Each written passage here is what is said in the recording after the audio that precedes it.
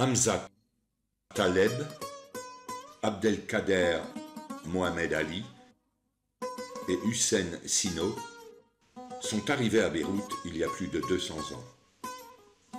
Connus pour leur pitié et leur crainte de Dieu, attachés à la sunna de leur prophète Mohammed, que la paix et la bénédiction de Dieu soient sur lui, ils ont habité près du tombeau de l'imam al-Avazi et les gens les ont aimés et ont pu tisser de bonnes relations sociales grâce à leur honnêteté, leur intégrité et leur respectabilité dans la société de l'époque. Il était évident que les 5 frères ont inculqué dans l'esprit de leurs enfants et petits-enfants l'importance de préserver les liens familiaux solides et la coopération et la synergie entre tous les membres de la famille. Ces traits sociaux élevés ont été transmis de génération en génération. Un événement important s'est produit en 1920 qui a eu un impact considérable sur la trajectoire de la famille. L'un des membres de la famille, Abdou Ghani Mohamed, Abdou Ghani Sino, s'est disputé avec quelqu'un dans la rue près de leur maison dans la région de Al-Basta.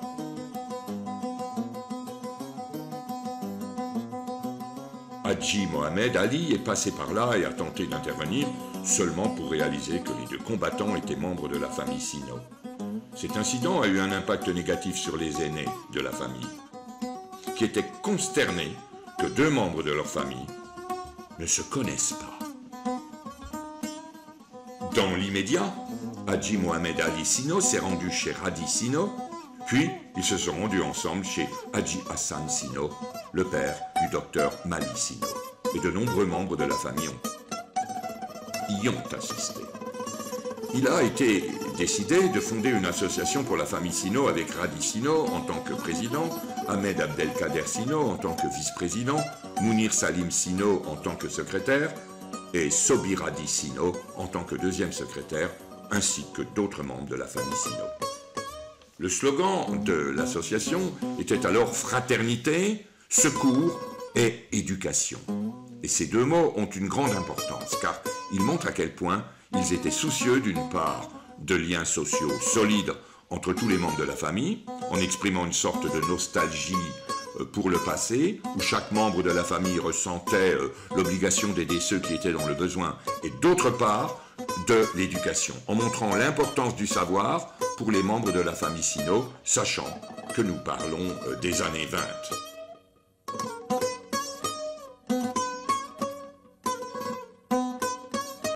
Il faut savoir que l'association continue jusqu'à ce jour en adoptant les mêmes objectifs et en ayant un impact positif sur la vie de nombreux membres de la famille Sino.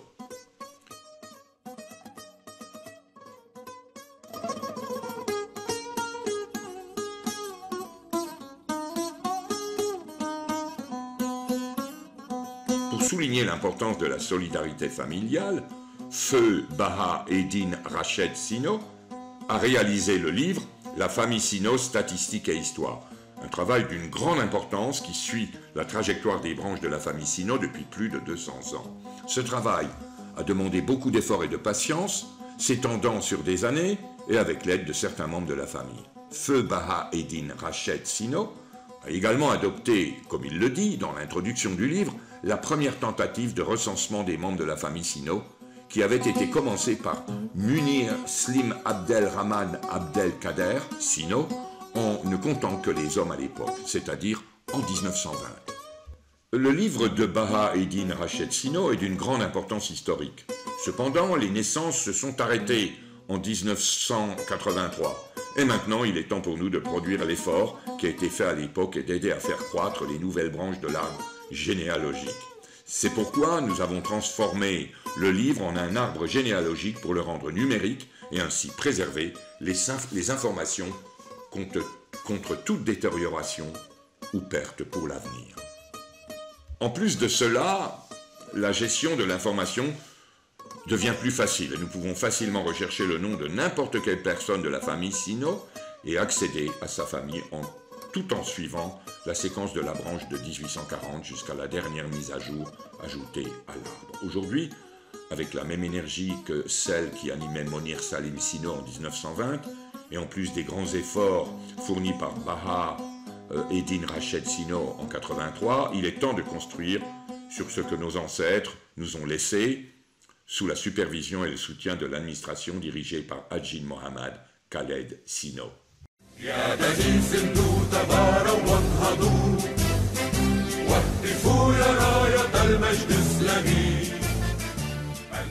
Nous avons besoin de l'aide de tous les membres de la famille en leur demandant de consulter leur branche de la famille et de vérifier la précision des enregistrements car il s'avère que certaines informations ont besoin d'être vérifiées. Cela peut être fait en envoyant un email à familytree@sinofamily.org. Ainsi, l'équipe travaillant sur le projet de l'arbre généalogique vous fournira une copie de votre branche familiale. Vous pouvez vérifier s'il y a des erreurs et, s'il y en a, vous pouvez envoyer une photo de votre certificat de naissance ou fiche familiale d'état civil par email pour la correction. La deuxième étape consiste à ajouter les naissances qui ont lieu après 83 et qui n'ont pas été mentionnées dans le livre de Baha Eddine Rached Sino. À l'avenir, tous les nouveaux-nés seront ajoutés ultérieurement. Quant à l'arbre généalogique dans son ensemble, il restera conservé dans les fichiers de l'association pour préserver la confidentialité et respecter les lois applicables. Nous demandons à tous les membres de la famille de coopérer en cas de contact de la part du bureau de l'association par l'équipe travaillant sur le projet de l'arbre généalogique pour compléter ou corriger certaines informations ou obtenir des éclaircissements.